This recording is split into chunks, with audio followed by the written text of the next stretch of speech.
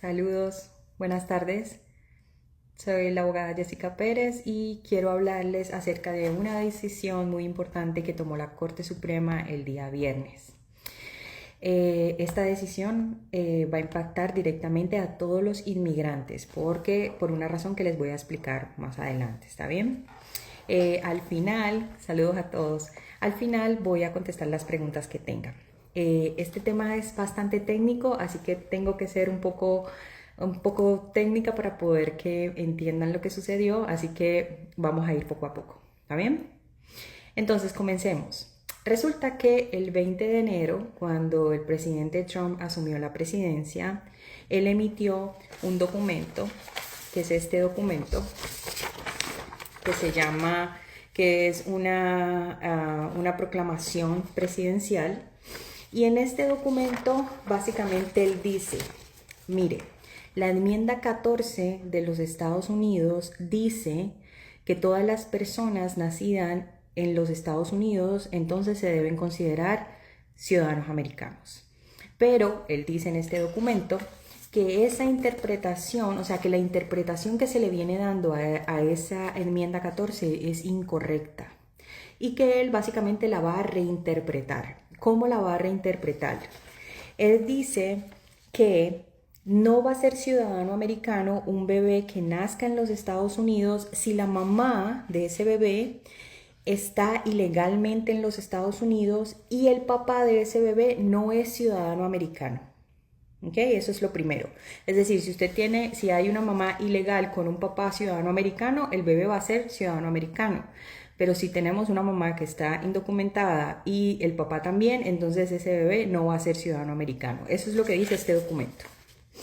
Ahora, también dice, si la mamá está en los Estados Unidos legal, pero con una visa temporal, y el papá no es ciudadano americano o residente de los Estados Unidos.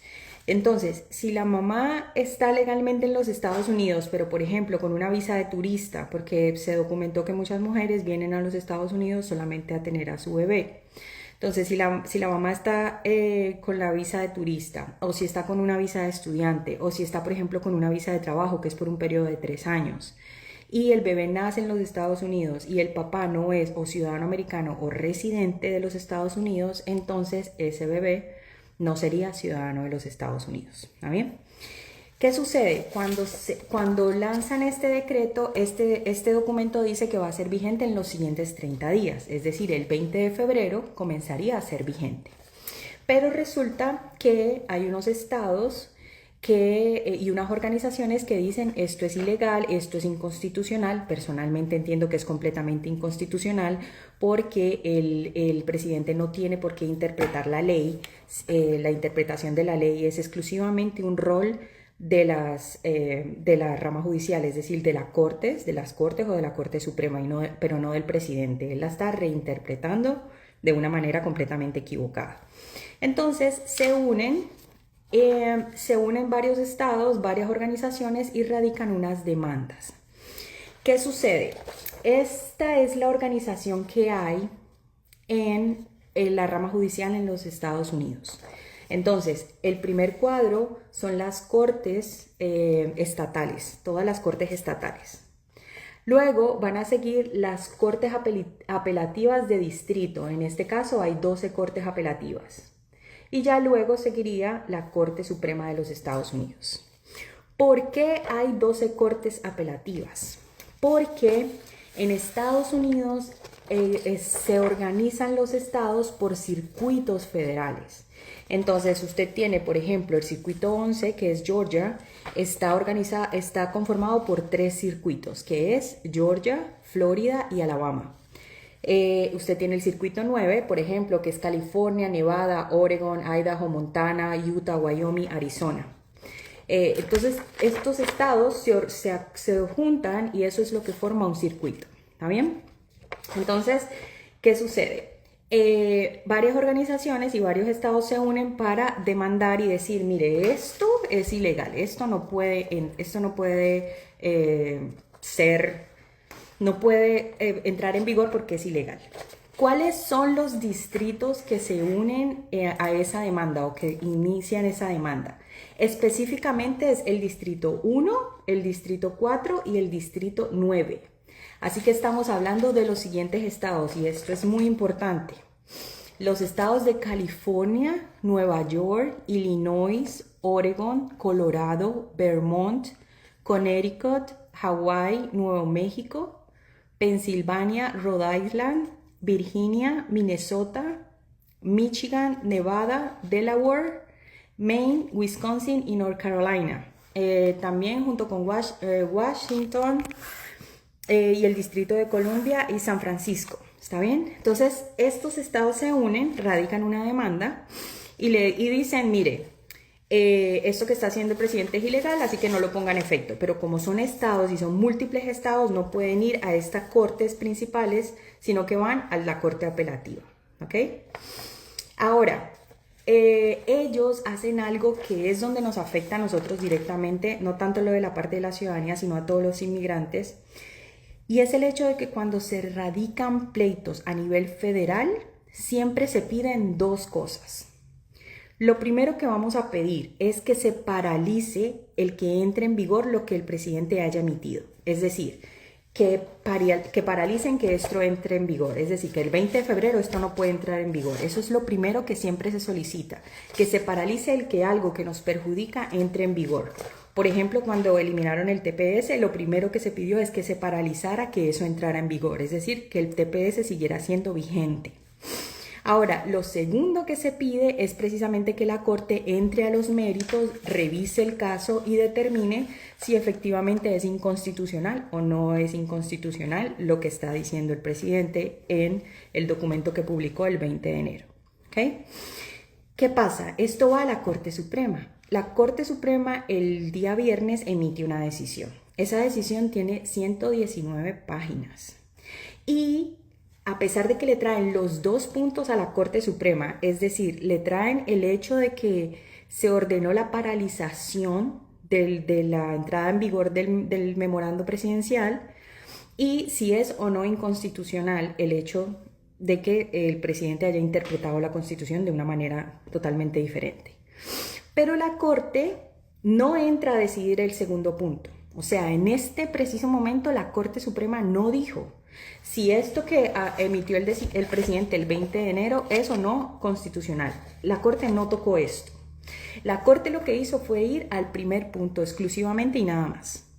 Y lo que dijo fue, mire, si usted radica un pleito en el circuito 1, en el circuito 4, en el circuito 9, en cualquier circuito, entonces si el juez va a emitir un injunction, una paralización de los procesos, ese injunction únicamente, esa paralización únicamente va a cubrir a los estados que hacen parte del circuito. Porque antes, cuando emitían los injunctions, particularmente en casos de inmigración, los emitían a nivel nacional, es decir, normalmente, estratégicamente hablando, como el circuito 9 es un circuito que lo ven acá, que es bastante grande y es un circuito demócrata, entonces estratégicamente siempre se someten los pleitos en el circuito 9, porque uno sabe que estos jueces van a aprobar los injunctions y que uno siempre, siempre se argumenta que estos pleitos tienen un alto interés nacional y por tanto que esa paralización no cubra exclusivamente a estos estados, sino que cubra a todo el país. ¿Ok? Por eso cuando cancelaron el TPS se sometió a un injunction solamente en un distrito, en el distrito 9, y a pesar de eso se declaró la paralización a nivel nacional. La Corte Suprema dijo, no, esto no va a ser así. Si se emite un injunction, si una corte de distrito decide que va a paralizar un proceso, esa paralización única y exclusivamente va a ser para los estados que componen el distrito. Así que ahora mismo, únicamente en el distrito 1, 4 y 9, los estados que antes les dije, es donde está paralizada que entre en vigor el memorando del presidente Trump. Es únicamente ahí. Es decir, que los otros 28 estados no hay una paralización y por tanto de aquí al 27 de julio, el 27 de julio entra en vigor según la Corte Suprema. Entonces el día 27, el día 28 que nazca un bebé y supongamos nace en Georgia, pues si ese bebé es hijo de una madre ilegal y de un padre que no es ciudadano americano o residente, entonces técnicamente ese bebé no sería ciudadano americano porque nació en uno de los estados donde actualmente no está paralizado los procesos como tal, o sea, no hay un injunction aplicable. ¿Esto por qué nos afecta?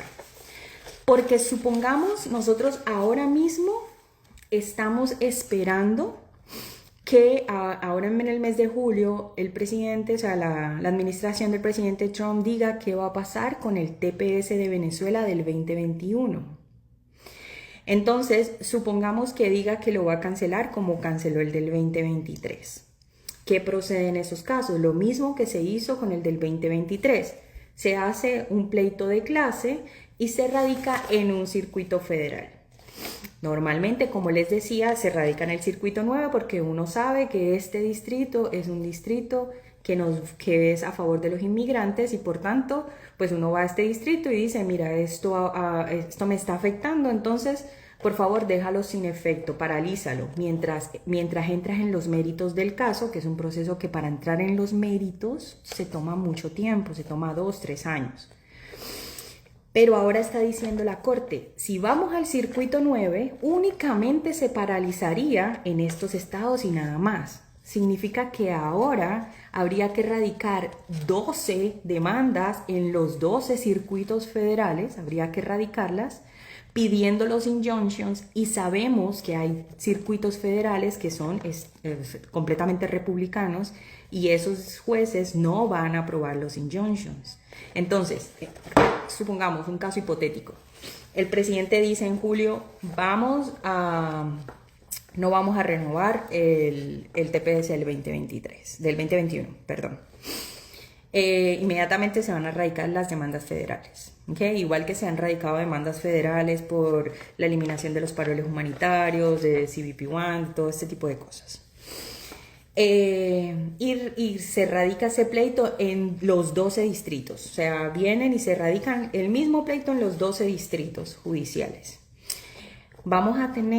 Realmente vamos a tener tres distritos judiciales que van a decir si vamos a paralizar esa medida del presidente, pero vamos a tener otros 9 distritos judiciales que no la van a paralizar. Entonces, si usted está por ejemplo, en Colorado, va a poder, si está paralizado esa demanda de TPS, usted continuaría con su TPS vigente, pero si usted está en Georgia, acá, pues no van a paralizar, entonces se terminaría el TPS en un estado. Eso básicamente, procesalmente crea un caos porque estaríamos hablando de en qué estado estoy y en qué estado es donde me va a aplicar o no me va a aplicar las demandas federales. Así que es sumamente delicado. Para las mujeres que están en embarazo, que están por dar a luz en los próximos meses y que se encuentran en diferentes estados, que no son los que yo dije, los 28 estados que mencioné ahora, sino que están en en los 28 otros estados y no están en estos 22 que originalmente nombré. Es muy importante que esté pendiente porque van a haber organizaciones que van a erradicar unos pleitos federales que las van a cobijar. Es sumamente importante que esté pendiente de eso porque si no, realmente a mí me agobia pensar que el bebé va a nacer, en el hospital no lo van a registrar. Entonces pues obviamente no va a poder tener un seguro social, ese bebé no va a poder ser declarado como dependiente de unos impuestos, ese bebé no va a poder tener servicio médico porque no tiene un seguro social, entonces realmente va a afectar muchísimo a ese bebé. Esto es un pleito largo, pero es un pleito delicado. Hay que obviamente mantenernos informados de lo que esté pasando. Nuevamente la decisión, pese a que el Tribunal Supremo no entró en los méritos a decidir si es o no legal lo que el presidente hizo en enero 20, sí tiene un impacto muy grande para nosotros los inmigrantes, porque ahora se van a dar cuenta, más adelante se van a dar cuenta cuando empiecen otras demandas por otras violaciones, que van a haber estados en los que dicen, no, aquí sí aplica el TPS, pero acá no, porque va a haber esta dualidad y esta situación de que siempre tenemos distritos judiciales que son demócratas y otros muchos distritos que son republicanos, y esos distritos republicanos desafortunadamente pues están negando todos los beneficios para los inmigrantes. Así que bueno, esa era la explicación que quería contarles acerca de la decisión de la Corte Suprema. Como les advertí, es bastante técnica, pues porque tiene que ver con toda la organización estructural de la rama judicial en los Estados Unidos. Para las mujeres en embarazo, usted no necesita un abogado de inmigración, necesita un abogado de derechos civiles, necesita acercarse a organizaciones que estén buscando mujeres embarazadas para crear un pleito de clase. Muy probablemente organizaciones como ACLU o Amnistía Internacional van a estar emitiendo comunicados para poder conseguir a estas mujeres que están en embarazo y que se van a ver afectadas después del 27 de julio cuando esto entre en vigor. Bueno, un placer a todos. Nuevamente les pido excusas si de pronto fue un poco complicada la explicación. Pero recuerden que estamos para ayudarles. Nuestro teléfono es 678-622-4115. Muchísimas gracias a todos.